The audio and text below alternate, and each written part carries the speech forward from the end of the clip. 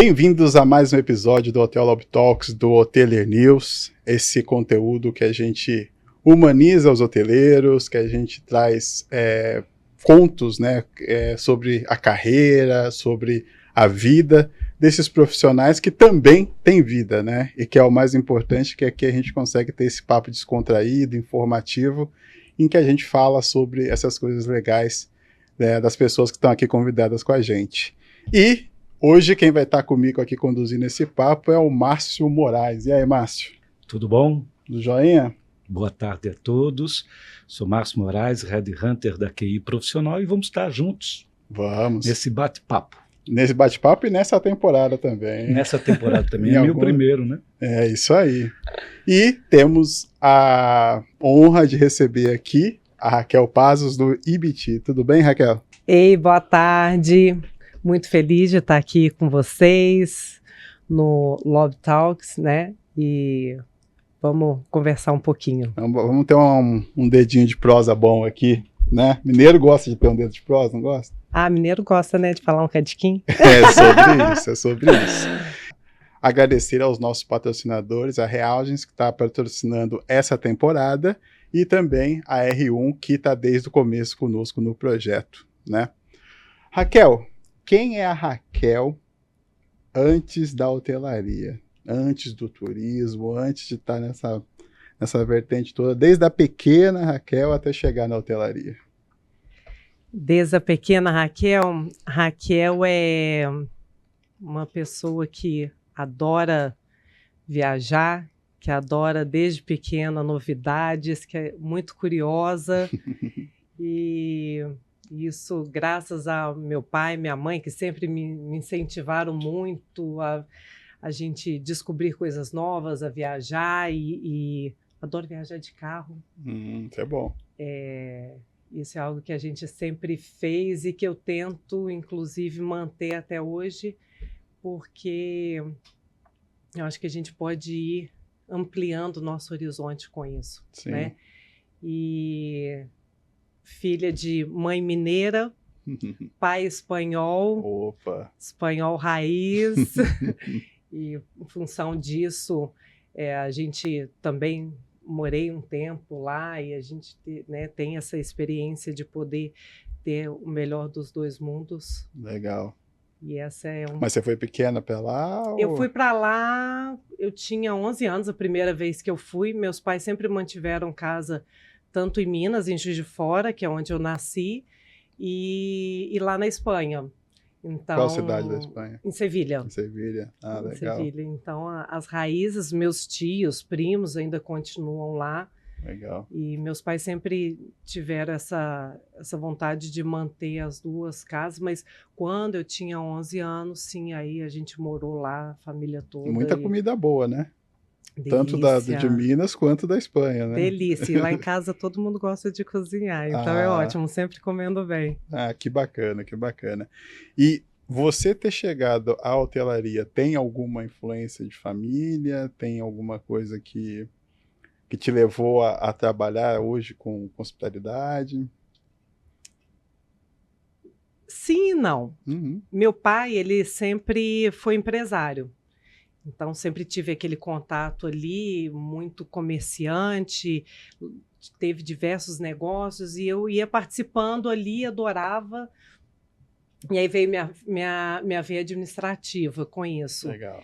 E foi minha formação, me formei em administração na UFJF em função disso. Só que no meio do caminho aí, antes até da faculdade, eu lembro que a gente tinha na minha escola, eu estudei uma escola muito bacana lá em Juiz de Fora, e eles tinham como uma atividade vocacional. Sim, em teste. Grupo. Não era nem teste, não eram conversas vocacionais e cada um trocava. O que você gosta, o que o outro gosta. Tinha uma grande amiga minha que falou assim, eu quero fazer turismo. Esse negócio interessante, legal isso daí, né? Bom isso aí. Aí ela levou uma pessoa que estava cursando faculdade de turismo em uma cidade próxima que chama Santos Dumont, e era, na época, referência de faculdade de turismo.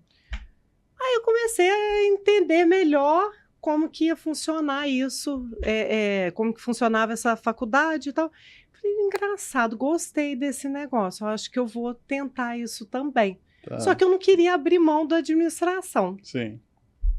Então, eu tentei vestibular para essa faculdade de turismo, mas também fiz a de administração na Federal. Aí, quando eu passei na faculdade, eu passei para as duas. E aí eu falei, e agora? O que eu vou escolher? E como era próxima, eu falei, e começou antes, começava em fevereiro, a de turismo, na Federal era em março. Eu comecei a de turismo e vamos ver se eu gosto. Gostei desse negócio de turismo. Legal. Falei, pô, legal essa faculdade, as pessoas são legais e tal. Vou tentar continuar. Só que eu também gostava da administração. E aí eu falei com meus pais, falei, será que eu poderia ficar com as duas um semestre até eu entender o que eu vou gostar? Ah, beleza, então fica. E fiquei. Só que eu não consegui largar nenhuma das duas, me formei nas duas e fui fazendo paralelo, porque cada um era no horário. Simultaneamente você foi fazendo as duas. Fui fazendo. Só que aí depois que eu me formei em turismo, que eu formei um pouquinho antes que a administração, eu fui fazer estágio na Mercedes-Benz. Tá. Nesse período eu fiz alguns estágios, eu fiz numa incubadora de empresa, que aí a gente fez implantação de hotéis, e eu gostava muito desse dinamismo da incubadora, de projetos novos, de coisas novas, isso me fascinava. Fiz alguns projetos na área de turismo e um era na implantação de um hotel. Legal. Isso eu gostei muito. Só que depois eu fui também para a Mercedes. Falei, vamos entender o que é uma grande empresa. E na época eu falei, eu vou tentar trainee. Tá. Eu vou ser trainee de uma grande empresa. E aí eu fui tentar, passei para ser trainee na Gerdau. Só que no meio do caminho, eu peguei e falei assim, gente... Não quero. Eu acho que não é isso. Eu fui participar de um processo seletivo que é para a Ibitipoca, para trabalhar com o Renato. O Renato ele já era um empresário referência em Juiz de Fora, tinha várias empresas em Juiz de Fora. E eu falei, quer saber? Eu acho que eu vou para esse lugar. Larguei o trainee e fui me aventurar, né, nesse sonho que ele tinha de poder construir o melhor hotel do mundo. Pô, que bacana. Então, ele falou, olha, eu quero construir o melhor hotel do mundo, só que tem 3 questões que eu não abro mão.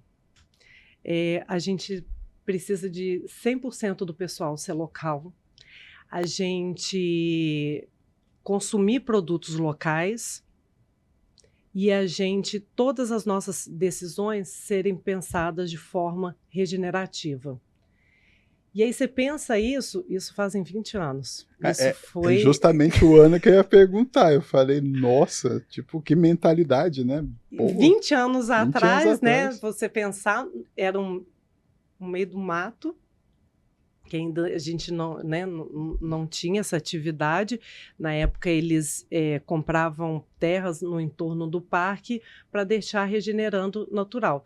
Até um momento que ele percebeu e falou, olha, não existe ambiental sem social.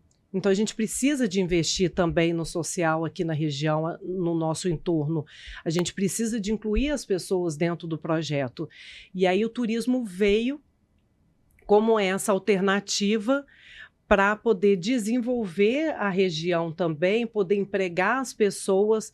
Muitas iam embora em busca de emprego, de oportunidade, e a gente entendeu que o turismo poderia trazer essas pessoas de volta, manter as pessoas que estavam ali com um trabalho digno, com uma atividade que poderia enriquecer todos ali. E aí não só quem está trabalhando diretamente com a gente, né? Se a gente compra o produto local, a gente também está ajudando aqueles pequenos empreendedores que estão ali na região. E aí, então, sempre foi essa a filosofia. Eu falei, você sabe, gostei desse negócio, porque eu sempre pensei, falei, gente, pensar grande e pensar pequeno dá o mesmo trabalho. Então, já que é para pensar vamos pensar grande, vamos embarcar nesse sonho junto. E aí foi quando, então, entrou a hotelaria realmente, de fato. Legal. E hoje eu vejo, eu falei, graças a Deus, foi a melhor escolha que eu fiz, né? São aquelas coisas que passam na sua vida e você fala assim, por quê, né? E realmente, na época, se a gente pensasse trocar essa, de certa forma, uma estabilidade de um trainee, Sim. algo que é uma projeção mais estruturada, que né, você consegue Bem, entender melhor o que te espera. E aí você deixar para ir para o empreendimento novo, dentro de uma proposta que na época era inovadora. Eu lembro quando a gente começou as atividades do hotel, muita gente falava assim, Raquel, você é louca. Como que você quer trabalhar com experiência em um hotel de luxo e ainda com pessoal que é local? Eu falei, gente, é isso que é o diferencial. É aí que está. É aí que está o desafio e que é onde dá o maior alegria para a gente ver que é possível dar certo, e hoje a gente vê que é possível, né? Aproveitando esse gancho, Raquel, você escreveu que gosta de construir o que ainda não existe. Uhum. Aí eu queria entender, há 20 anos você encontrou esse projeto colossal, bem interessante. Quem era essa Raquel, né, que pisou naquele chão? Então já estamos falando do projeto em si, de um chão de terra, quase 2 décadas atrás, e os medos. Né? E os medos no sentido de que aquela Raquel, o que ela superou em si mesma? O que ela teve que se superar das suas próprias referências para poder deixar esse projeto de acordo com o que o conceito pedia? Quem que era aquela Raquel, que eu acho que isso eu tenho até hoje, é o não medo de tentar, porque a gente só vai conseguir mudar se a gente tentar. Se a gente quiser continuar fazendo do mesmo jeito, a gente já sabe qual é a probabilidade do resultado. Não vou te falar que a gente sabe o resultado, porque o resultado pode mudar também, mas a probabilidade é muito maior. Então, essa Raquel sempre gostou de criar um novo, de mudar, de ser, né? Mesmo nas coisas óbvias, tentar inovar. Mas isso gera um medo também. Não vou te falar que não dá aquele medo que você fala assim, meu Deus, e se não der certo? Né? E muitas vezes eu olhava para um lado, olhava para o outro, falei, meu Deus do céu, porque quando eu comecei, não tinha nada, era só mato. Tinha 100 homens trabalhando na construção, o primeiro foi um engenho Lodge, que a gente fez. Foi nosso primeiro conceito de hotelaria dentro do projeto do IBIT, que também na época nem chamava IBIT, chamava Reserva do Ibitipoca. E aí você fala, e se não der certo? E como que você vai fazer? Como que eu vou treinar essas pessoas que nunca tiveram contato com turismo e muito menos com luxo? E quem que realmente eu quero impactar? Então é aquele monte de pergunta, mas que isso que me move. São esses desafios que me dá vontade de falar assim, nossa, eu vou conseguir, vou correr atrás, e a gente não faz nada sozinho. É claro que sempre tive pessoas ao meu lado, sempre tive muita gente que apoiou e que ajudou, e isso faz toda a diferença. Com certeza. Né? Então, isso você ter também pessoas ao seu lado que estão jogando junto, que querem, mesmo sem saber onde a gente vai chegar.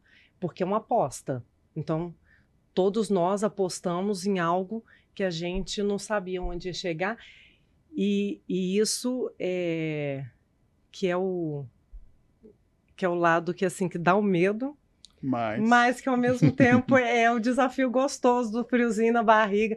Falei que é igual, sei lá, um esporte radical, que na hora você fica com aquele frio, mas depois você se lança ali, você fala, nó, o negócio dá certo e vamos. E hoje você perceber tudo isso, a mudança que a gente fez, gerou impacto na região, na comunidade, e hoje está gerando, inclusive, no mundo. Isso é muito importante, porque a gente está falando, quando a gente fala em regeneração, eu não estou falando daquele território. Sim. Hoje é uma mensagem que a gente ecoa para o mundo e que a gente precisa dessas mudanças. Então, quando eu cheguei ali, essa parte da regeneração, essa parte de mudança de uma sociedade, mudança através de uma atividade econômica e que também tem fins lucrativos e que isso vai fazer toda essa mudança, então é muito mais do que ideológico. Então, isso tudo, para mim, me movimenta. Então, não sei se eu...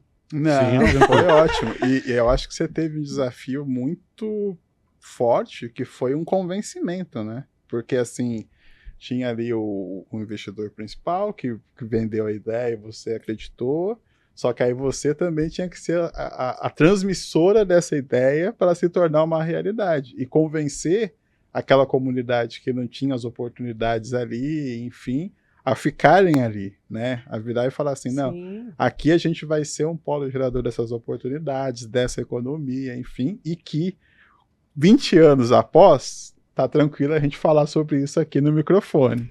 Mas eu acho que 20 anos atrás era aquela coisa do tipo assim, eu tô vendendo um futuro que eu preciso que vocês acreditem em mim, né? Uhum. Foi muito disso, não foi? Muito disso, e te falo que até hoje. Você falar hoje em regeneração, porque regeneração vai além da sustentabilidade. Muito se fala ainda sobre sustentabilidade, mas a sustentabilidade não dá mais. Então, a gente precisa de regenerar, a gente Sim. precisa de um passo além. E aí, até hoje, é você falar de ideais e você falar de algo que a gente gostaria que muitos acreditassem, mas que ainda não é tangível. O Sapiens fala muito sobre isso, né? O livro Sapiens. Eu até estava lendo ele de novo essa semana e tem um capítulo ali que fala sobre as realidades, às vezes, imaginadas, porque é algo que ainda não é tangível, mas você já imagina. E aí as pessoas, você quer que elas também acreditem Sim. naquilo. E em algum momento aquilo vai se realizar, o que é uma realidade imaginada, um momento ela pode se tangibilizar. Sim. E esse tangibilizar que a gente precisa de tangibilizar essa regeneração, essa mudança. Eu venho hoje aqui, mas acabei de sair de uma catástrofe na minha cidade. Mais de 9 mil desabrigados, quase 100 pessoas que faleceram dentro de uma catástrofe por conta das chuvas fortes. A cidade acabou. Uma loucura. Eu nunca tinha passado isso real ali vivenciando né, com a minha família uma devastação. E isso é resultado do que a gente está fazendo, mas que a gente pode reverter. Com certeza. Ainda dá tempo, ainda dá para a gente fazer um grande trabalho, mas a gente precisa que essas mensagens ecoem, a gente precisa que essas mudanças aconteçam, né? E com agilidade, né? Aí eu entro num ponto, né, que é bem interessante, né? Uma vez você perguntou para os seus amigos o quanto ele se sente parte da natureza. Então eu te pergunto, como você se sente parte dessa natureza? Eu me sinto, eu sou natureza, né? Como diz o Satish, esse é o nosso grande desafio hoje, que não é enxergar a natureza como a natureza está lá e a gente está aqui. Nós somos parte da natureza, nós fazemos parte disso. Então, como parte da natureza, a gente precisa de preservar a nossa casa, a gente precisa de cuidar da nossa casa, a gente é parte de tudo isso. Então não é, mas é um grande desafio. Hoje as pessoas estão muito desconectadas da natureza e como se ela fosse lá fora, e ela não é lá fora, estamos todos parte dele, né? Eu falo que, por exemplo, se você vai fazer gestão de resíduos, mas joga fora. Você está jogando fora para onde? Né? Dentro da perspectiva do planeta, tudo é aqui dentro. Então, não tem esse jogar fora. Então, por isso também desse movimento da gente reduzir a geração de resíduo. A gente não fala-se, muitas vezes fala-se, vamos reciclar, vamos, mas reciclar, ok, é necessário reciclar, mas vamos um passo antes, a gente precisa de reduzir a geração, né? Eu penso muito nisso como paulistano, que está aqui o tempo todo, essa terra muito complexa mesmo, assim, de geração de resíduos, enfim, e esses condomínios enormes que saem, e aí você começa a olhar, toda vez que eu vou jogar lixo no meu condomínio, vou jogar o lixo na lixeira, eu fico olhando aquela montanha de lixo, eu fico pensando o quanto que é louco, né? Que a gente não percebe o quanto que a gente está se matando dentro desse conceito, dessa produção de lixo, essa produção de resíduo, essa coisa muito autodestrutiva que muitas vezes a gente tem aqui, né? Então são pensamentos que cada vez mais a gente precisa mudar, conceitos de viver mesmo que a gente precisa mudar, né? E o quanto que esse projeto te transformou como pessoa? Porque você desiste de trainee, uma carreira corporativa, chega, o projeto é apresentado para você. Eu acredito que você, antes desse projeto, poderia ter algumas tendências, mas não era tão. E a partir de então que você assume ele, quanto que ele te transformou, assim, como pessoa? Eu me transformo todo dia até hoje. Que bom! Que bom! Me transforma porque o que a gente tem realmente, acho que de mais importante são as nossas relações. Então, se a gente impacta pessoas, se a gente tem essa cooperação, se a gente trabalha essa união, se a gente vai em busca da felicidade. Felicidade não é aquela felicidade de estar sorrindo o tempo todo, não, mas daquela felicidade da gente estar bem, né? Não só a gente, mas o outro também, a gente poder contribuir.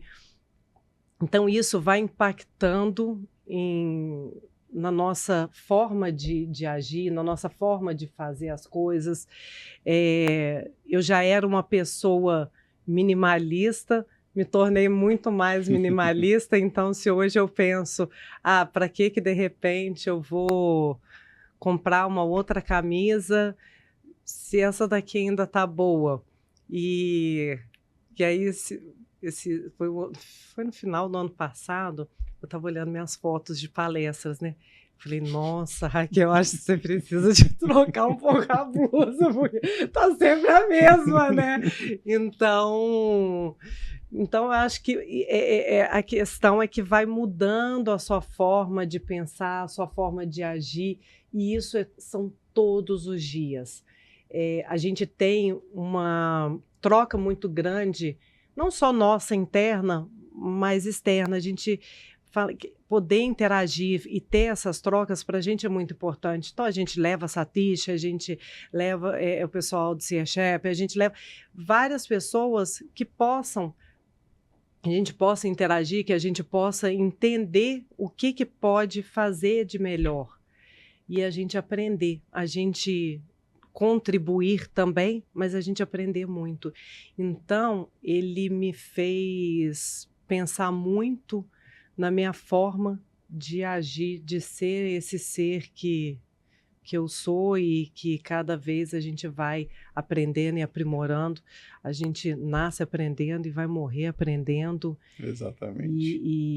E que a gente possa estar aberto sempre à mudança. A mudança sempre é uma coisa que eu gostei muito, mas lá me ensinou a estar cada vez mais aberta à mudança, a fazer diferente, a tentar algo que a gente possa melhorar continuamente. A gente tem, inclusive, como um dos nossos princípios, como um dos nossos valores, a excelência. Então, a gente fala que a generosidade e excelência são 2 valores que tem que sempre estar andando junto. Então, a gente sempre ser generoso com o nosso colega, com quem está ali, ou com o nosso planeta, e a gente também buscar a excelência sempre, que essa excelência vai ajudar a gente também a encontrar essa felicidade. Legal. Na hotelaria de luxo, ela é bastante tradicionalista em alguns aspectos, né? E os clientes eles não consideram a falha como uma simples falha, eles querem a perfeição. E você vem com um conceito de trazer 100% da comunidade local para atender esses clientes. Como é que você transformou esses seus colegas de trabalho no potencial de qualidade quando todo o mercado hoteleiro está dizendo que não existe mão de obra qualificada? Como é que você transformou a comunidade local em mão de obra qualificada?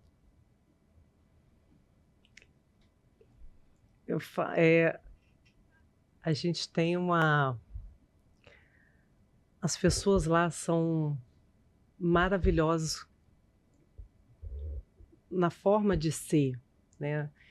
E técnica a gente ensina. Sim. Pode levar um pouco mais de tempo, mas não tem problema. E isso era sempre uma coisa que a gente tinha como premissa. Se a pessoa queria aprender, queria fazer diferente, a gente trazia e a gente ensinava. Então, quando comecei lá no Engenho, antes mesmo da gente abrir o hotel, eu selecionei 4 pessoas que eram ali da comunidade e não tinham trabalhado com hotelaria nem de luxo, mas que tinham um grande potencial. E elas seriam as minhas replicadoras. Então, comecei treinando essas dentro de cada setor, no setor de governança, no setor de cozinha, no setor de atendimento, eventos, porque a experiência era algo que a gente queria muito desde o primeiro dia. Então, cada experiência acaba sendo um grande evento. A gente não tinha nem trilha direito, acesso. A gente fazia um brinde no topo da montanha, com um piquenique, mas um lugar que só chegava a cavalo, a pé, de bike. E como que a gente chegava com aquilo ali? Então, tudo isso foi sendo desenvolvido, mas o carinho que as pessoas tinham era maravilhoso. Então, essas 4 foram pessoas que ajudaram e foram cruciais para a gente depois poder ir replicando isso.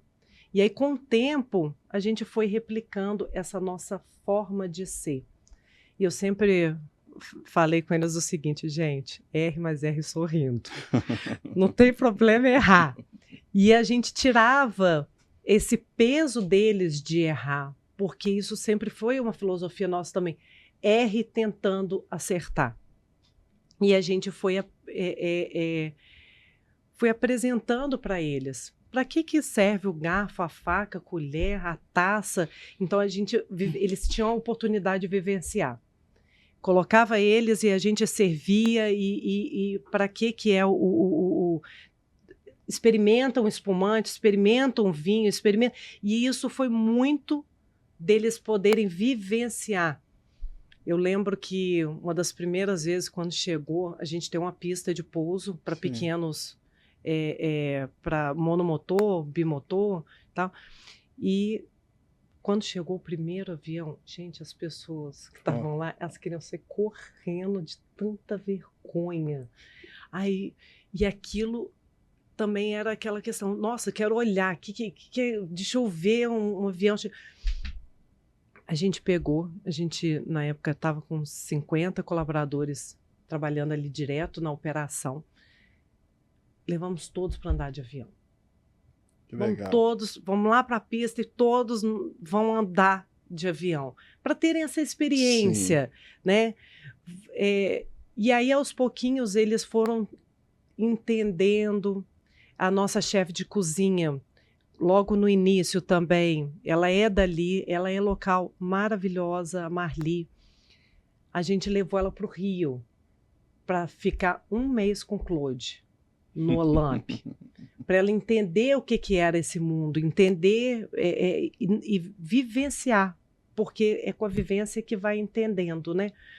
Então, a gente teve muito isso, de poder trazer essa realidade para eles entenderem e eles traduzirem para o mundo deles, que a gente também não queria nada fake.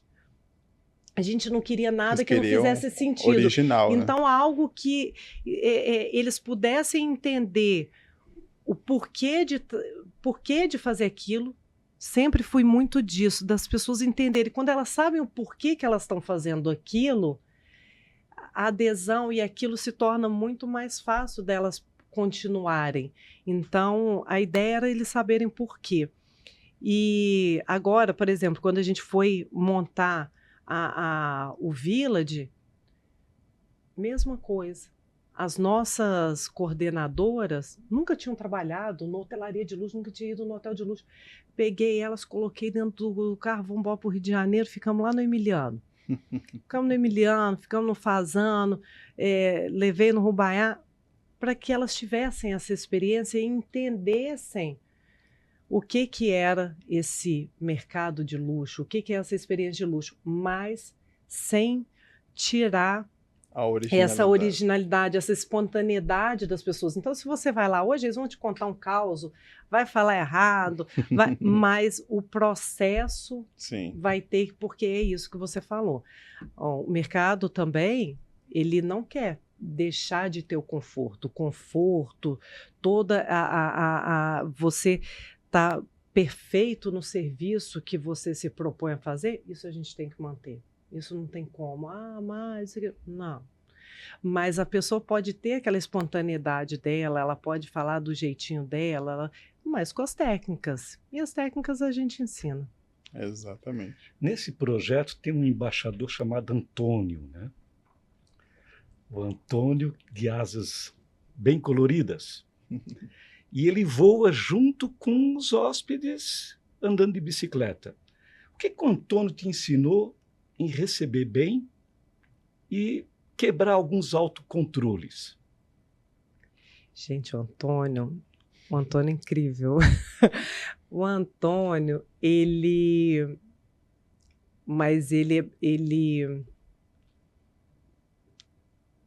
o Antônio, o que ele me ensinou? Gente, ele me ensinou tanta coisa. Na verdade, todo mundo ensina muito, né? Tá lá com o pessoal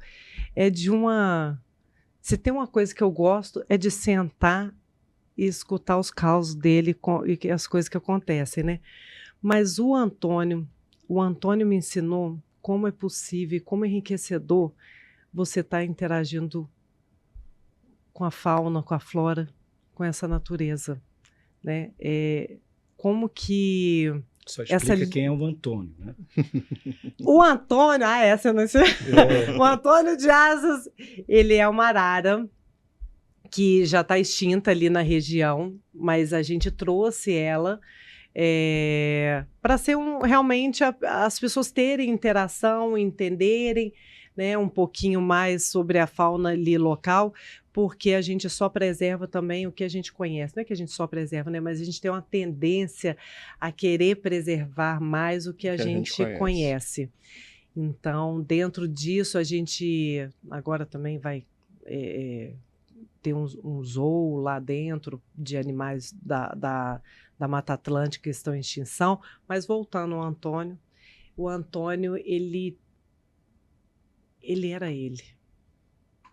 O Antônio, ele era livre, ele tinha uma liberdade, uma vontade de viver, uma vontade de estar ali junto, de compartilhar. E você estava andando de bike, de repente chegava Antônio, vuf, Voa. ele achava que, sei lá, né, que não ia, e quase se jogava no chão de tanta vontade de estar ali compartilhando e aí chegava, né?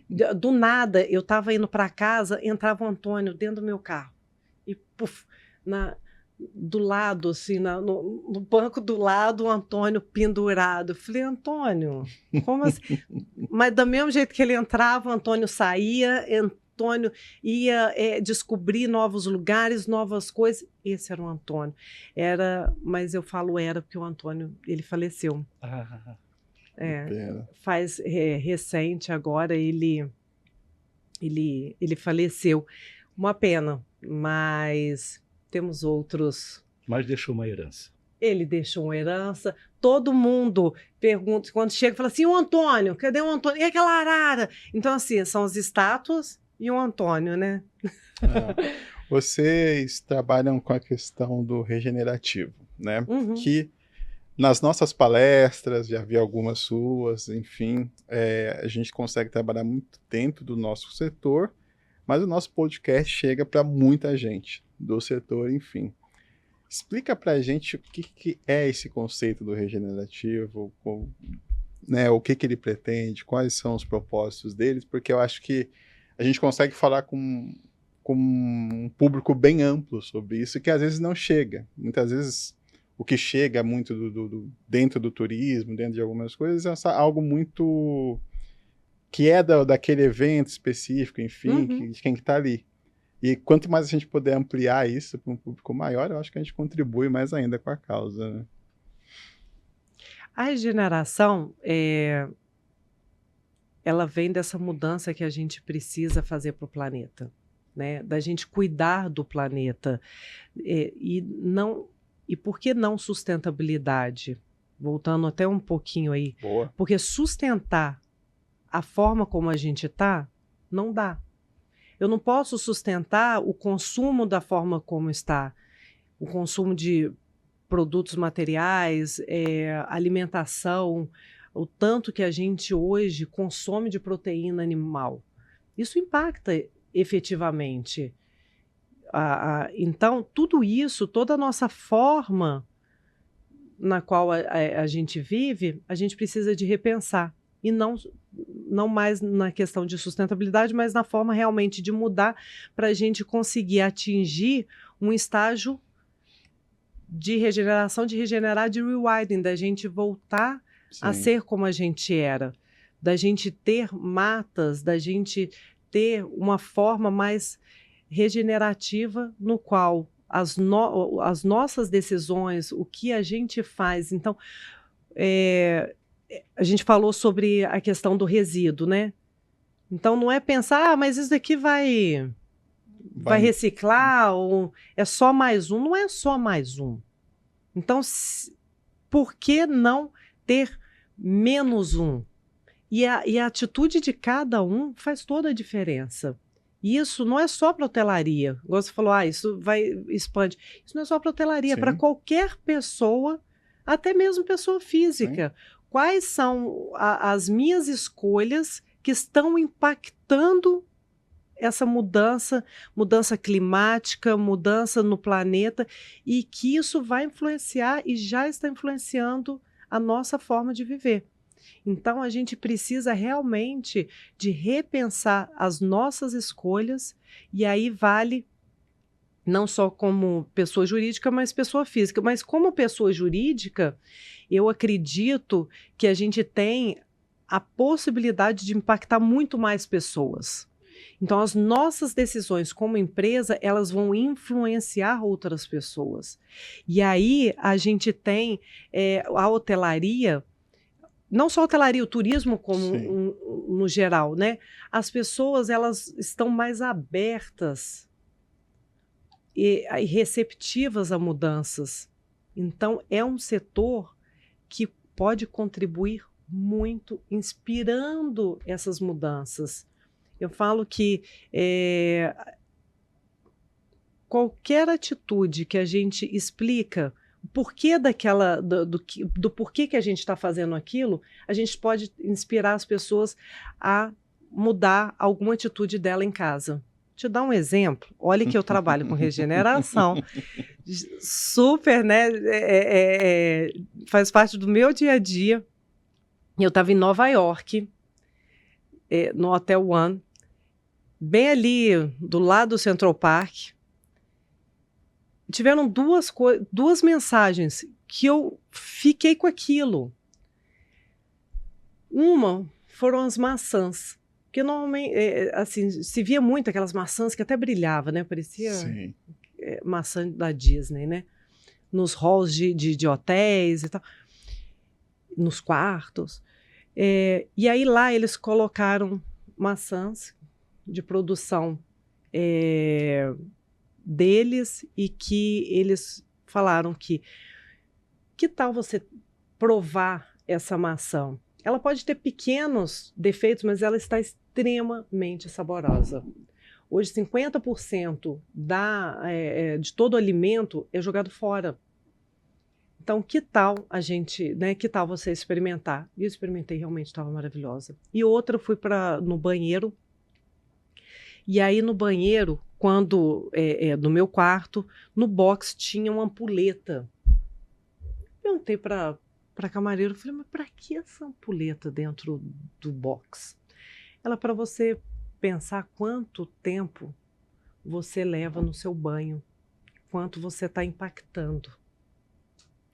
Ô, gente, aquilo eu lembro dessa bendita ampulheta até hoje, quando eu vou tomar banho. E aí eu fico pensando, gente, eu não posso demorar. Quantas vezes eu vou estar virando essa... Quantas vezes está virando a ampulheta?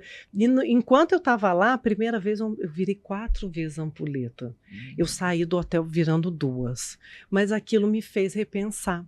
Então, na hotelaria, no turismo, a gente tem a condição de levar mensagens que vão fazer com que esses hóspedes, essas pessoas que estão ali desfrutando, repensem, se inspirem e mudem hábitos. Legal, bacana. Essa mudança de hábito, esse repensar, me fez também lembrar da sua festa e do choro de um nascimento de um macaco. Ai. Agora me diz, o que tem, né, leva uma administradora a fazer festa pelo nascimento de um macaco e não pelo discurso comum de vários outros administradores com o aumento do lucro, com GOP. O que faz você fazer festa e chorar com o nascimento de um macaco? Fala isso não, senão eu choro, hein?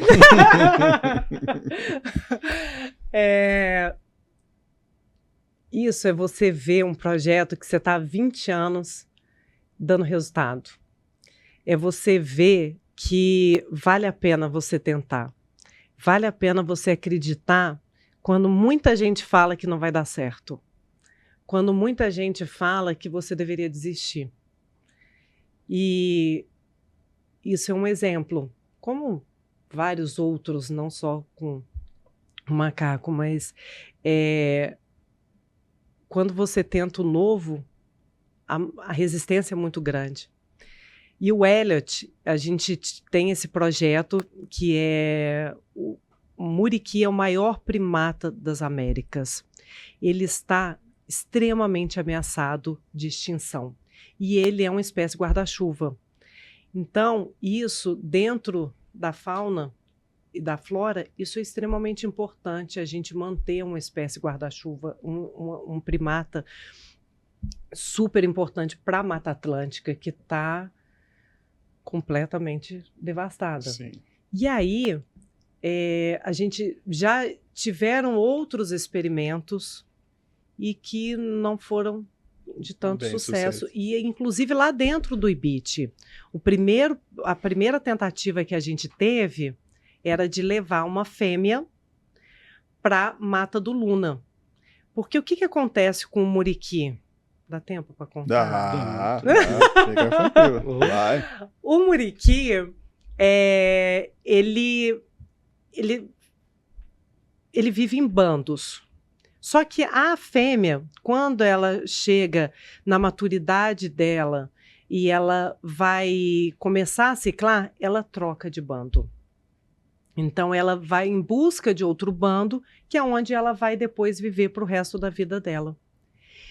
E nessa migração, como hoje não tem outros bandos, é muito difícil você ver regiões com mais de um bando, ela migra e fica isolada.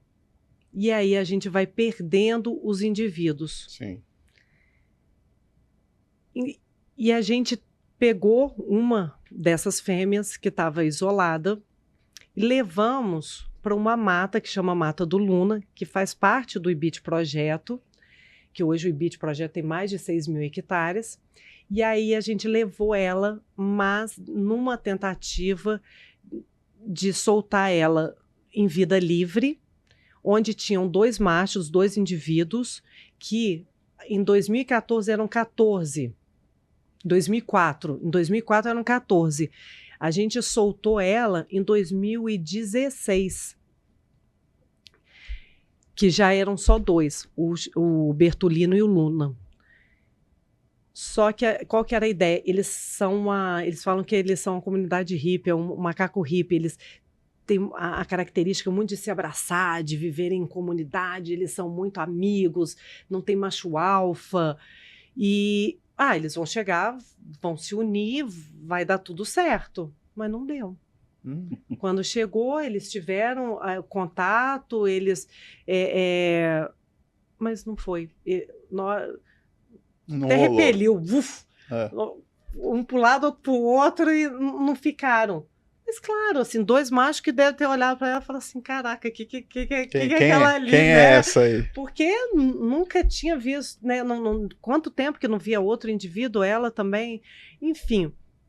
E aí não foi, a gente não teve sucesso nessa tentativa, mas foi o que nos possibilitou a ter a ideia agora, do que a gente está fazendo agora. E todo esse trabalho é feito junto com o MIB, Muriqui Instituto de Biodiversidade, com a Karen também. Então tem todo uma equipe que se dedica a cuidar dessa espécie. E aí a gente fez nesse formato que hoje a gente tem numa área que ela está de mata, tem nascente, e que a gente cercou para que eles vivessem ali e pudessem se reproduzir.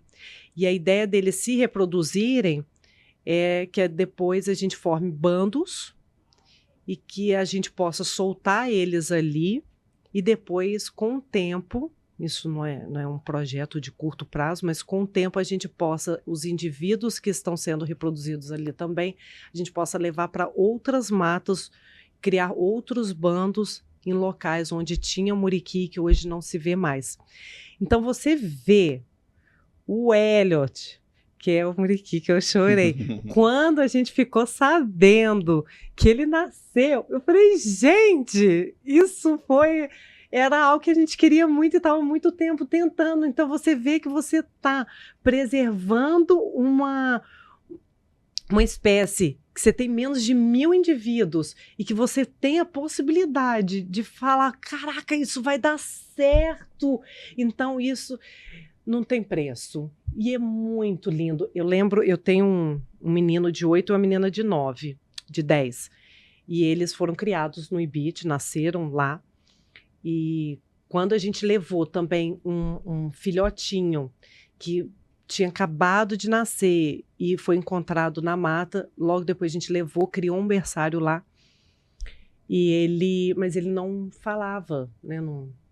Esqueci o nome, né? Tem lá o termo técnico que fala, mas ele não falava, assim, não fazia qualquer tipo de som.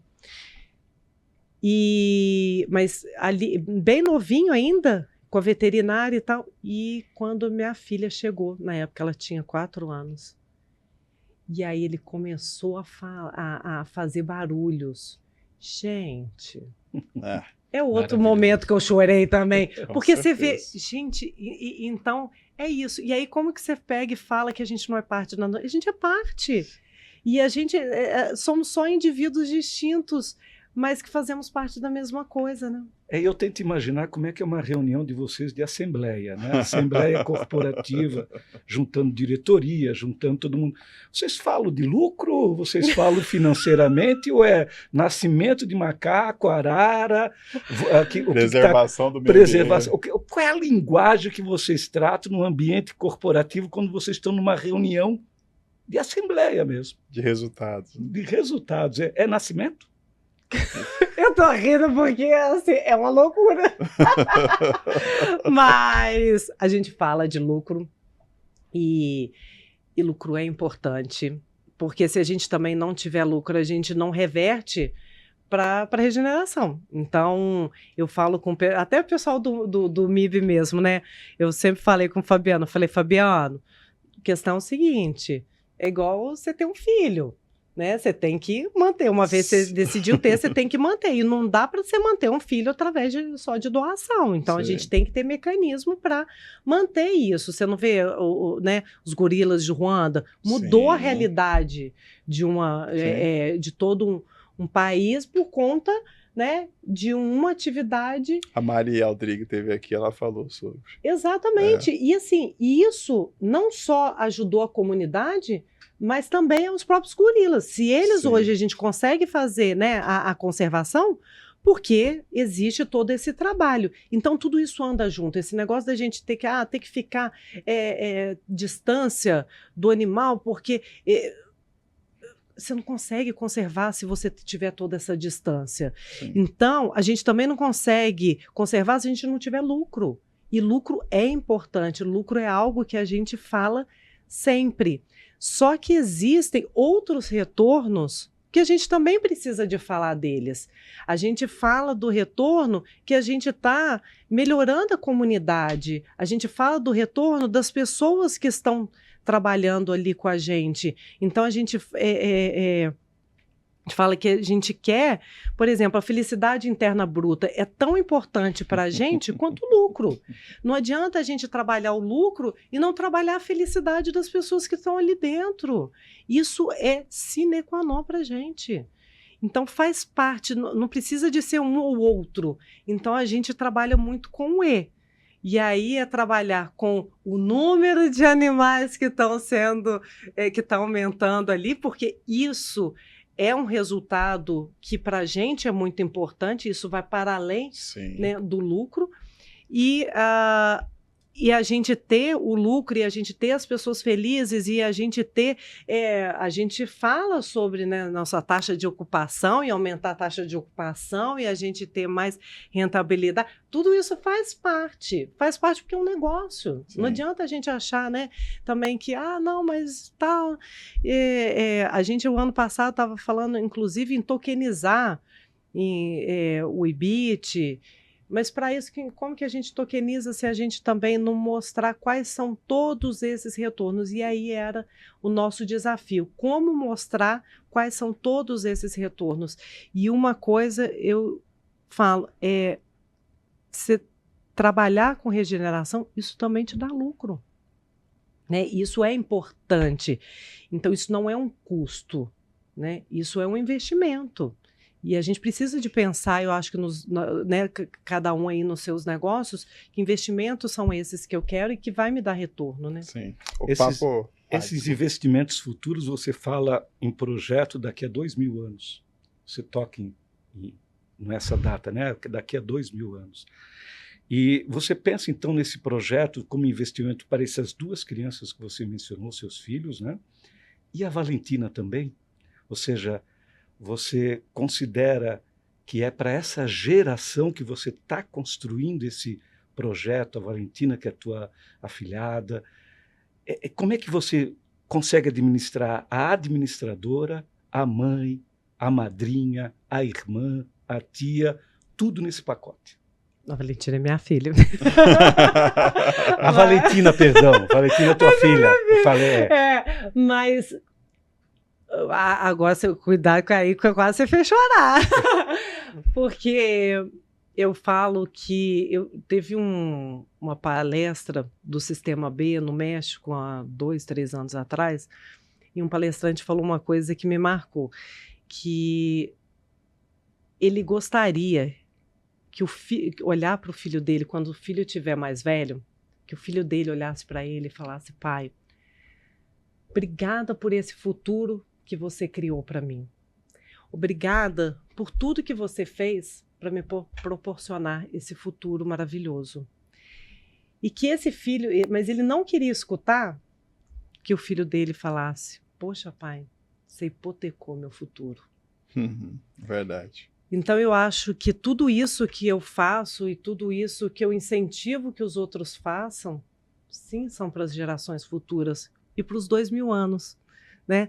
Porque o esplendor dessa mata que hoje a gente está investindo lá, ela só vai ganhar a maturidade dela, a magnitude daqui 2000 anos, e por isso dos 2000 anos. Porque a gente teve um pessoal da Exal que teve lá e falou, eles falaram, sabe aquela árvore que vocês estão plantando agora? Só daqui 2000 anos que ela vai ter, só essa mata vai ter essa maturidade daqui 2000 anos. Então a gente falou, poxa, então o projeto não é para agora. O projeto é para daqui 2000 anos. E a gente trabalha assim, né? A gente fala até que é rumo ao 3.982, porque o projeto nasceu em 1982. Então, mais 2000 anos, rumo ao 3.982. Né, que a gente fala nos nossos planejamentos. E assim, é para minha filha, é para os netos da minha filha, para os filhos de vocês, para todos os filhos e novas gerações que estão vindo. O que a gente está fazendo hoje vai impactar a gente e vai principalmente impactar quem está para frente. E se a minha filha e meu filho quiserem, a Valentina e o Matias, quiserem ir para lá, vai ser muito alegre. Que bom. Eu acho que tudo isso que a gente está fazendo é realmente para a gente poder construir um mundo melhor. Que ela não tem que passar por uma catástrofe igual a gente passou agora. Exatamente. Então, que a gente possa construir um mundo que seja melhor do que a gente está tendo hoje. Que é muito bom.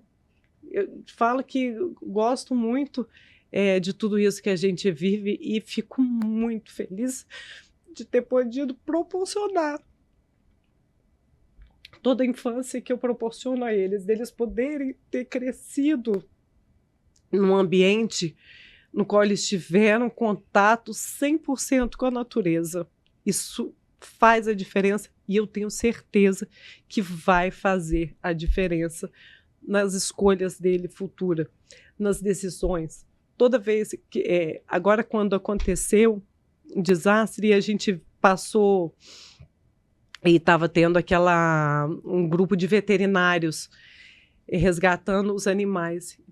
E a Valentina, que tem 10, falou assim, mãe, queria tanto estar junto com eles, ajudando. E então, quando eles veem algumas atitudes, eles falam, poxa, mas isso está impactando. Por que está sendo feito isso? Então, eles tiveram e vivenciaram e viram. Eles viram o nascimento do Elliot. Eles viram o nenenzinho. E isso faz. Agora eles estão. A gente está em Juiz de Fora. Claro, a gente sempre vai para lá, mas a gente optou ano passado por ir para Juiz de Fora por questões pessoais nossas. E aí eles, na escola, me perguntaram, falaram, Raquel, mas assim, o Matias, ele tem uma imaginação muito fértil, né? Eu acho que você devia dar uma olhada. Eu falei, por quê? Não, porque ele fala que cuida de onça, vê lobo, não sei o que. Eu falei, ele tá certo. Isso não é imaginação. É realidade. Isso é realidade. Ele cuida do lobo-guará, ele passou a infância dele cuidando dos muriquis. Eles nasceram junto com o projeto dos muriquis. Então, o muriqui era ele tinha mais contato com muriqui do que com gente, né? Então isso faz parte, isso eu acho que vai fazer a diferença. Então, quando a gente leva essas crianças também da cidade para lá, a gente quer que elas tenham essa experiência, a gente quer que eles tenham esse contato, a gente quer poder inspirar e mudar essa visão. É pouco tempo, mas pode impactar toda a vida deles. E inclusive, com essa intenção que a gente está dando um foco muito grande para as crianças hoje, da gente poder mostrar que lá é um lugar para você levar família, para você levar criança, para você ter um momento que não é um momento para você deixar seu filho lá e você ter outro momento aqui. É um momento de vocês vivenciarem juntos esse contato com a natureza, esse contato com a arte, esse contato com a sua essência. Às vezes a gente perde, né? WhatsApp, é isso, é aquilo, é aquele movimento, aquela coisa. E quem somos nós?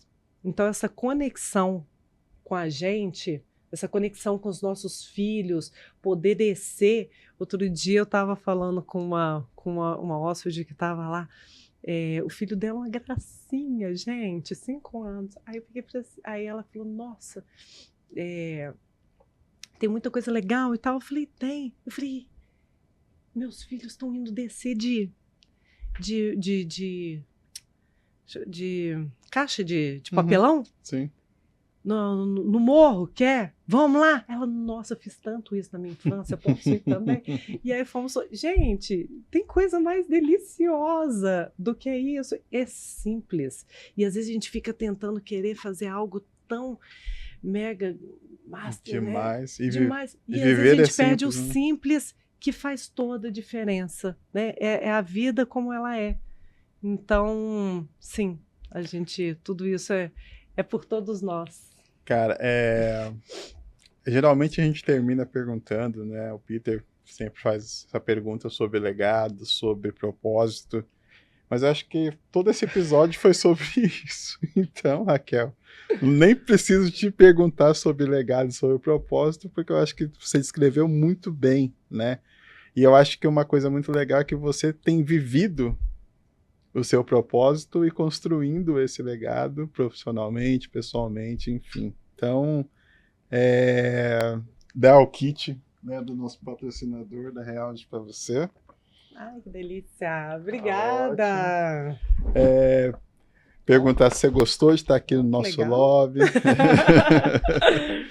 Gostou do nosso bate-papo? Gostou de ter participado aqui com a gente? Adorei.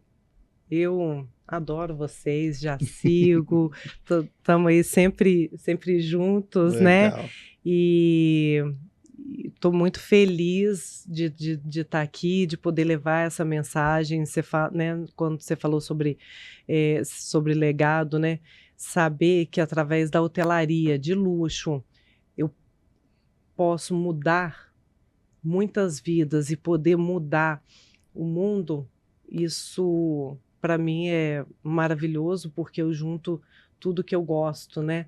Que é a parte de gestão, de administração, de hotelaria, de pessoas, porque você está trabalhando com pessoas e trabalhando com regeneração.